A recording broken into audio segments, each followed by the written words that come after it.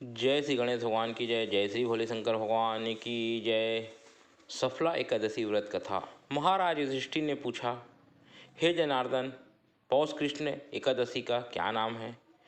उस दिन कौन से देवता का पूजन किया जाता है और उसकी क्या विधि है? कृपया करके मुझे बताइए। भक्त वत्सल भगवान श्री कृष्ण कहने लगे कि धर्मराज, मैं तुम्हारे स्नेह के कारण तुमसे कहता हूँ कि एकादशी व्रत के अतिरिक्त मैं अधिक से अधिक दक्षिणा पाने वाले यज्ञ से भी प्रसन्न नहीं होता हूँ। अतः इसे अत्यंत भक्ति और श्रद्धा से युक्त होकर करें। हे राजन, द्वादशी युक्त पौष कृष्ण एकादशी का महात्म्य तुम एकाग्रचित होकर सुनो।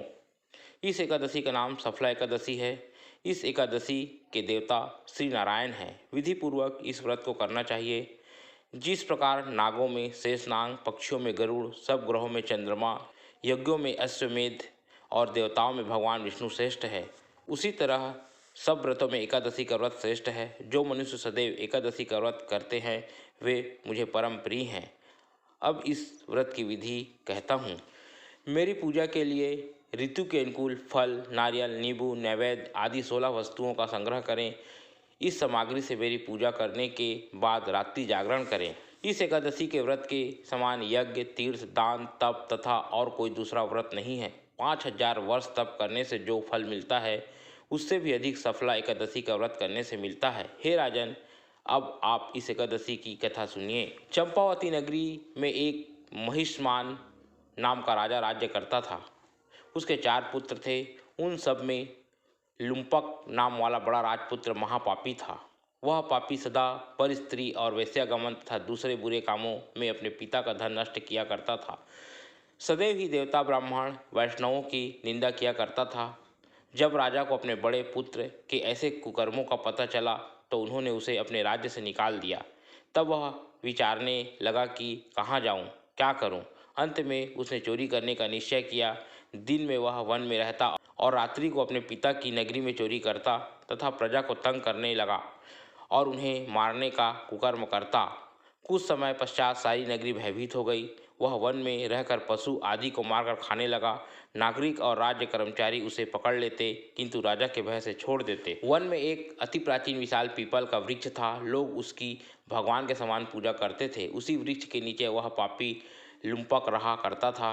इस वन को लोग देवताओं की क्रीड़ा स्थली मानते थे। कुछ समय पश्चात पौष कृष्ण पक्ष की दशमी के दिन वह वस्त्रहीन होने के कारण शीत के चलते सारी रात्रि सो नहीं सका और उसके हाथ पैर अकड़ गए। सूर्योदय होते होते वह मूर्छित हो गया।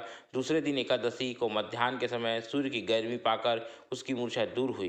गिरता पड़ता वह भोजन की तलाश में निकला। पशुओं को मारने में वह समर्थ नहीं था, अतः पेड़ों के नीचे गिरे हुए फल उठाकर वापस उसी पीपल के नीचे आ गया। उस समय तक भगवान सूर्य अस्त हो चुके थे। वृक्ष के नीचे फल खाकर कहने लगा, हे भगवान, अब आपके ही अर्पण है ये फल, आप ही तृप्त हो जाइए। उस रात्रि को दुख के कारण रात्रि को भी नींद नहीं आई।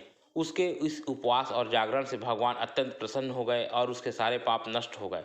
दूसरे दिन प्रातः एक अति सुंदर घोड़ा अनेक सुंदर वस्तुओं से सजा हुआ उसके सामने आकर खड़ा हो गया। उसी समय आकाशवाणी हुई कि हे राजपुत्र, श्री नारायण की कृपा से तेरे पाप नष्ट हो गए। अब तू अपने पिता के पास जाकर राज्य प्राप्त कर।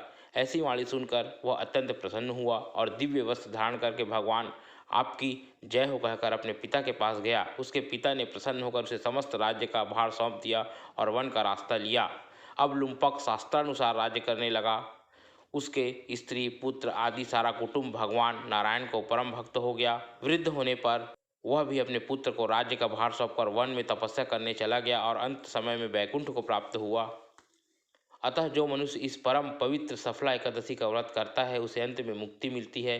जो नहीं करते वे पूंछ और सींगों से रहित पशुओं के समान हैं। इस सफला एकादशी के महात्म्य को पढ़ने से अथवा श्रवण करने से मनुष्य को अश्वमेध यज्ञ का फल मिलता है। बोलो श्री विष्णु भगवान की जय।